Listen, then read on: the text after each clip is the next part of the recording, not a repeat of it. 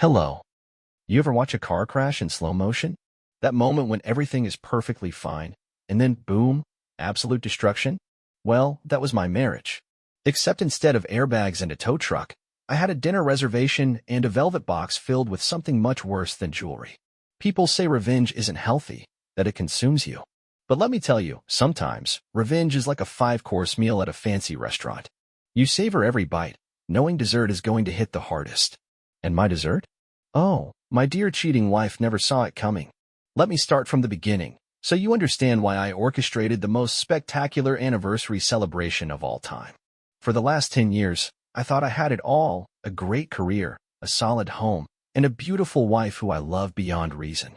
Her name is Ashley, and from the outside looking in, we were the couple that made people sick.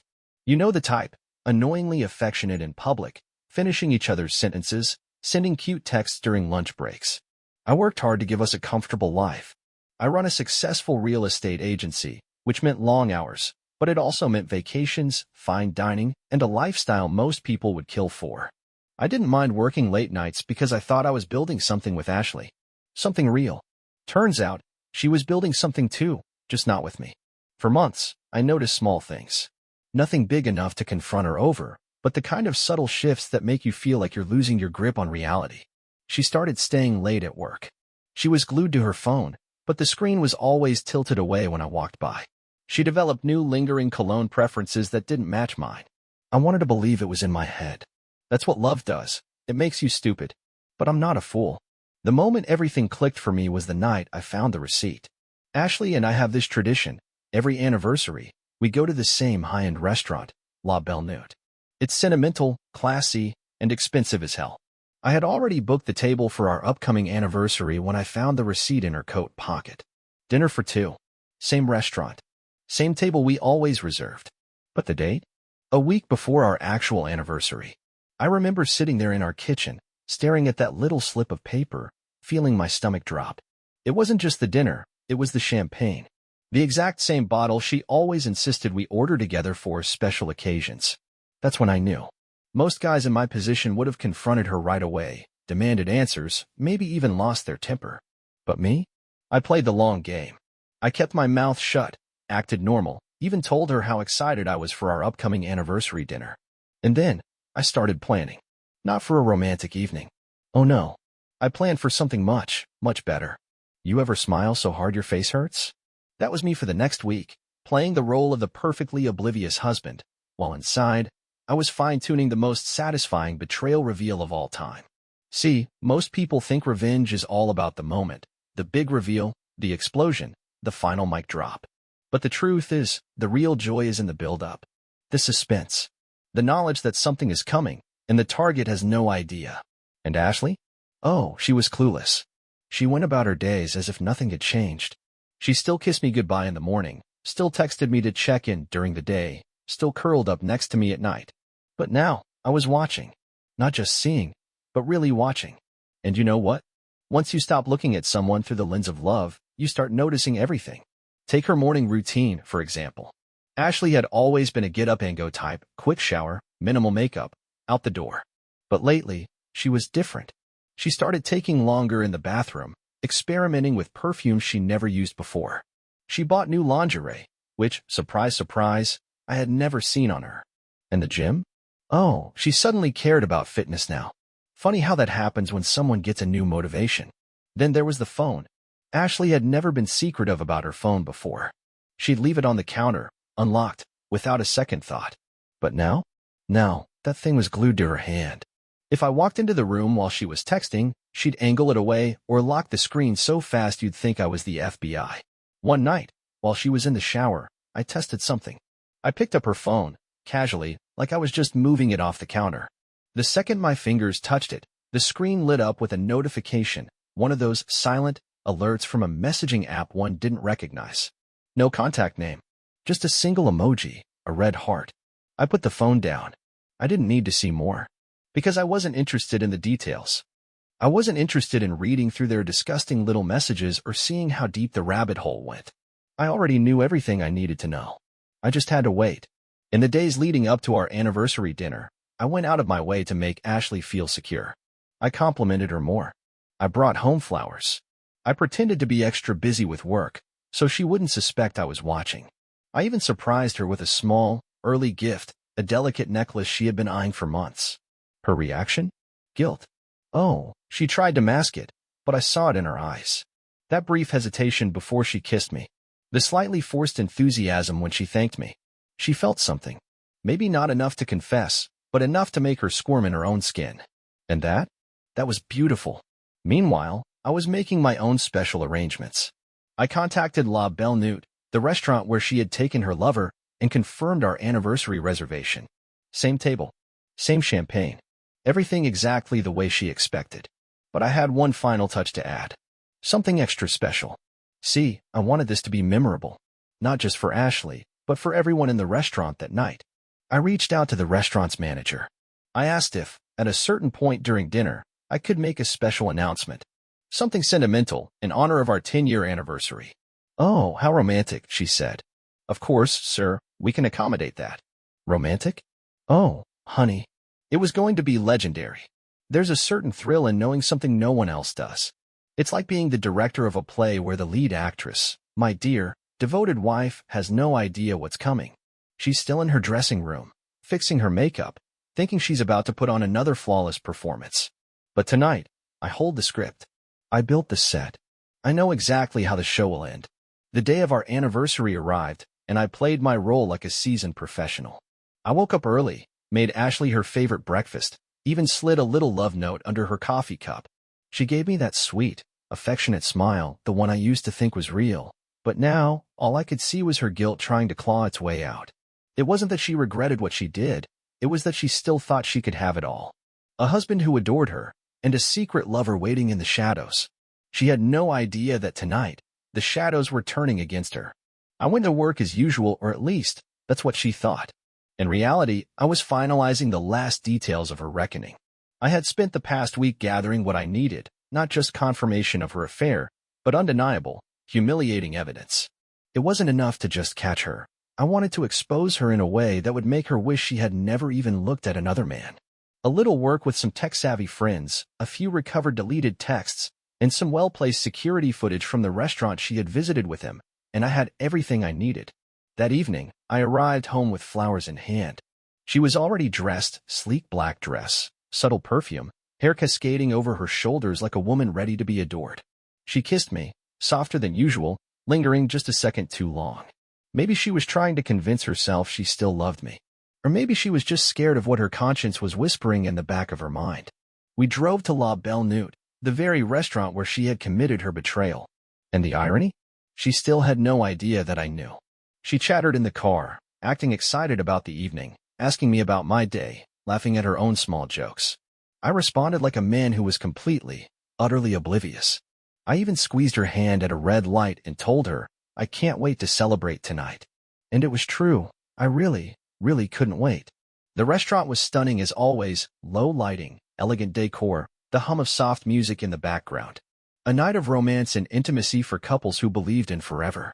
Too bad one of them had already thrown forever in the trash. The waiter led us to our table, the one she had sat at just a week prior, across from someone else.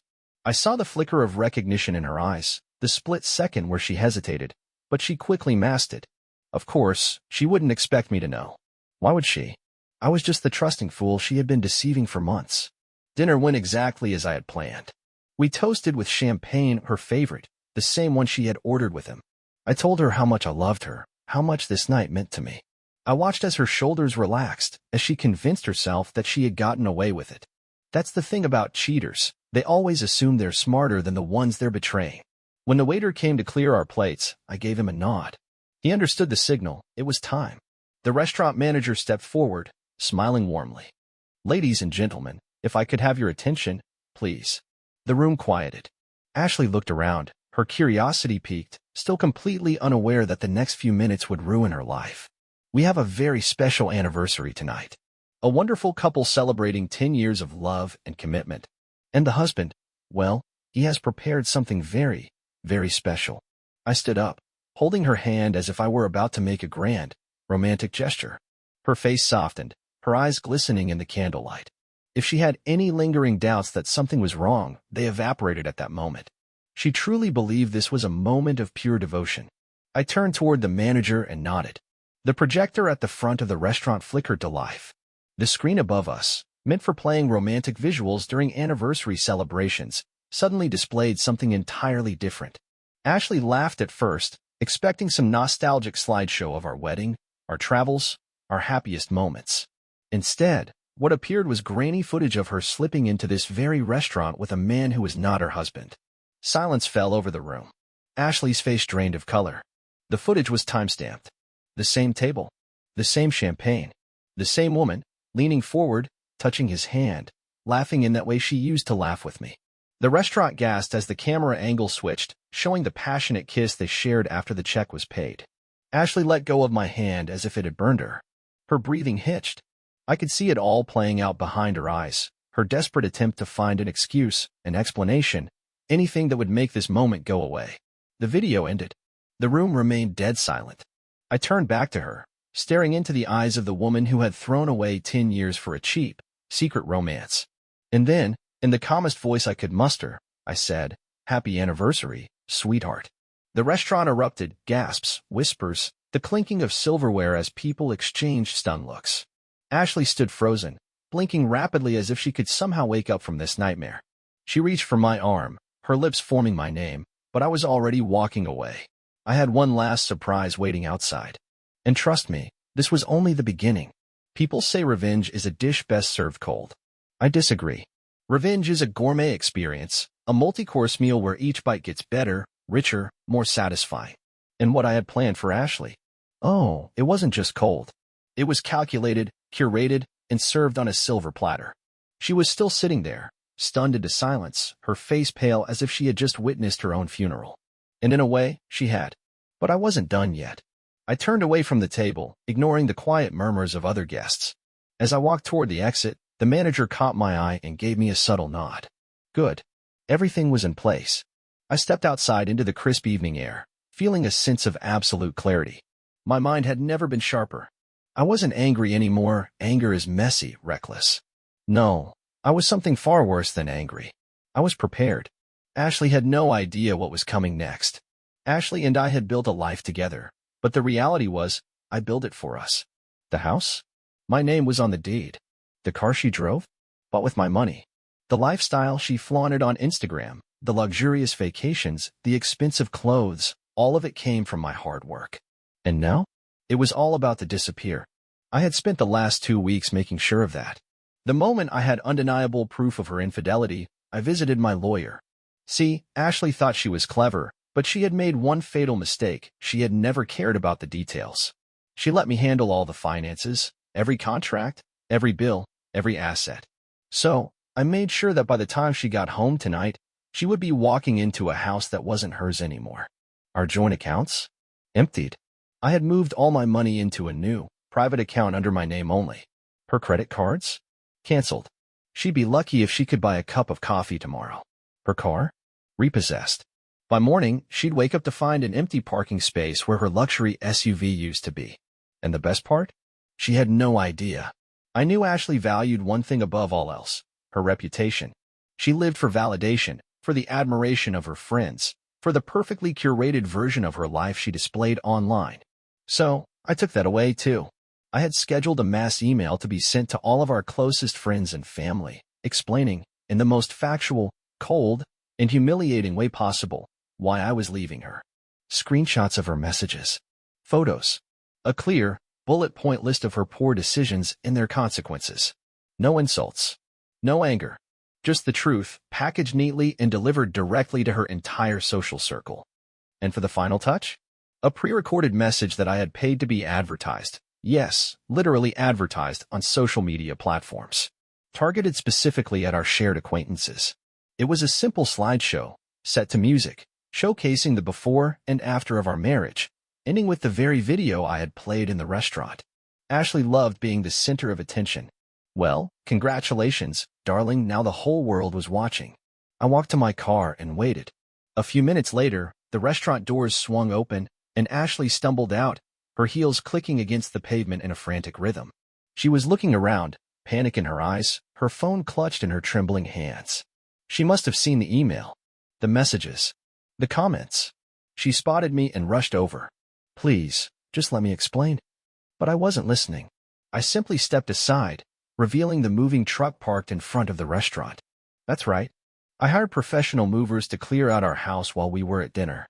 Every single thing I had ever bought, the furniture, the artwork, the electronics, gone. The only things left were her personal belongings, packed neatly into boxes. Where am I supposed to go? She choked out. I shrugged. Not my problem anymore. And then, for the final cherry on top, a sleek black sedan pulled up next to the curb. The driver stepped out and handed Ashley an official-looking envelope. What is this? She whispered, already dreading the answer. Divorce papers, I said, turning to leave. Happy anniversary. If you thought Ashley's night was over, you'd be very, very wrong. See, I wasn't just going to walk away and let her sulk in the wreckage of her own decisions. No, there was one last act in this grand performance, and it involved her little side piece. His name was Ethan, an average-looking, painfully generic finance bro who thought he was smarter than he actually was. Ashley wasn't just cheating on me, she was cheating down. And that made it even worse.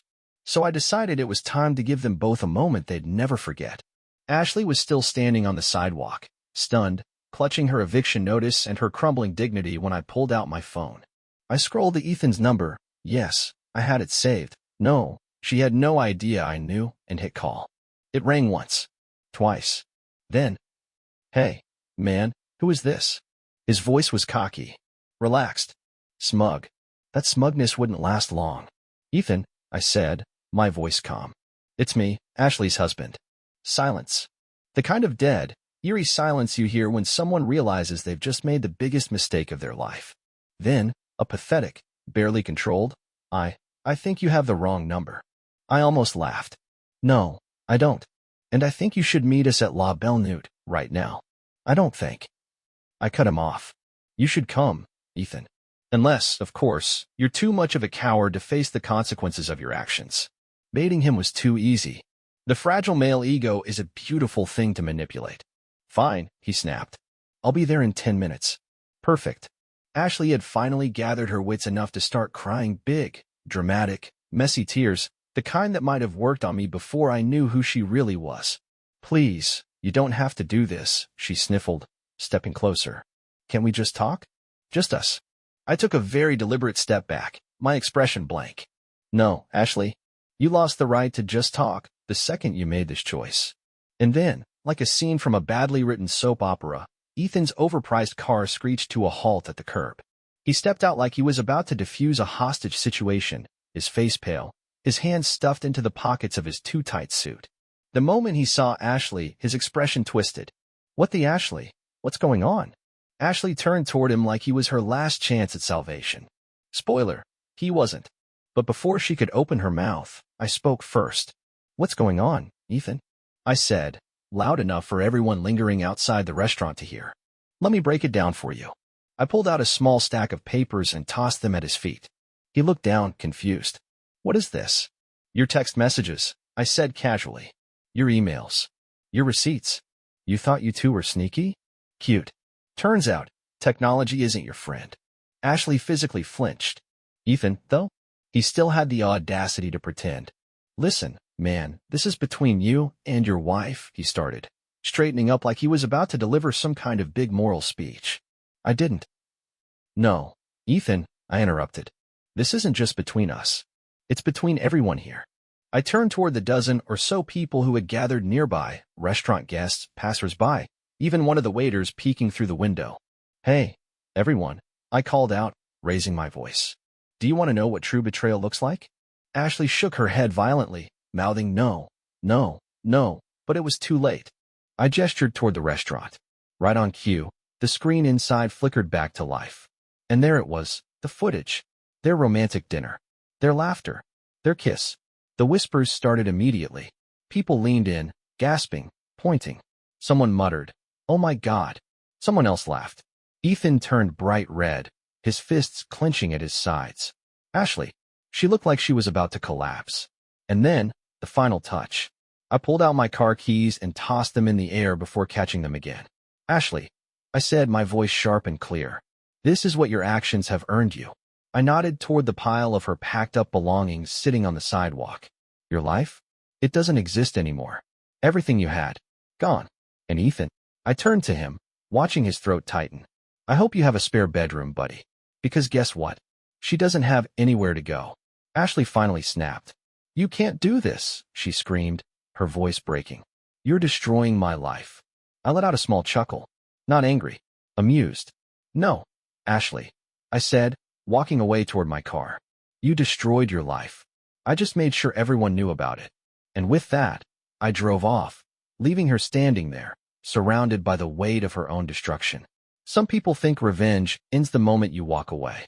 That once you've delivered the final blow, you move on, ride into the sunset, and leave the wreckage behind. But here's the thing. Wreckage has a way of spreading. Like a wildfire, it doesn't just stop where you drop the match.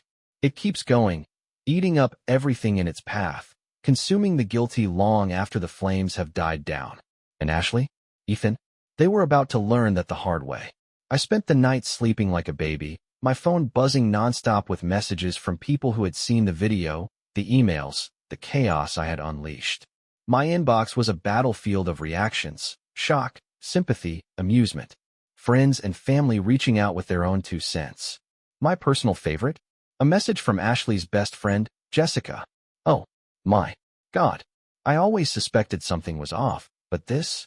She's done for. Also, you're a legend. The best part? Jessica wasn't just a friend. She was Ashley's closest confidant, which meant Ashley had nowhere left to turn. But my work wasn't finished yet. By morning, the social bomb had fully detonated.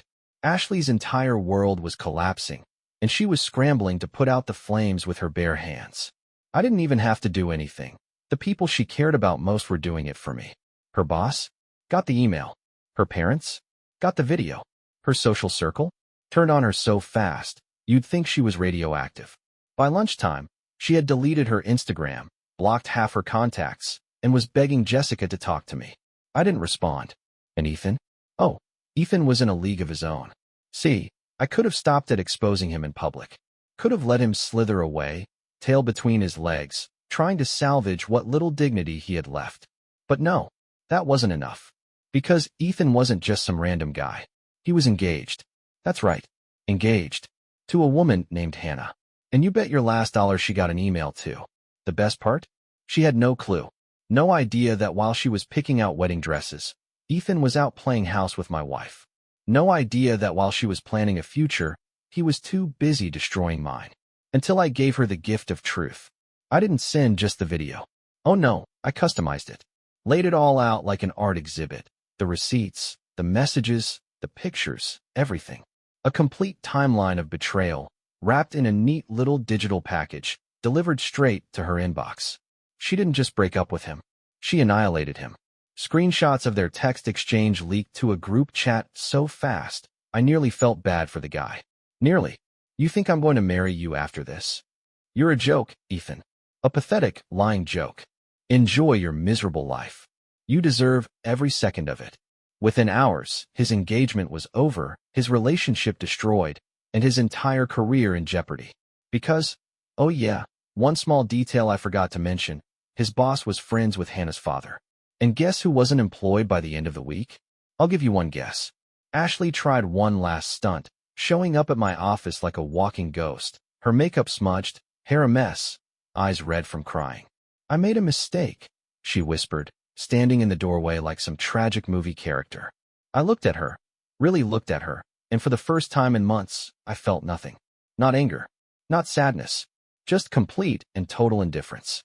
Yeah, I said, turning back to my computer. You did. And then, I shut the door. Bye-bye.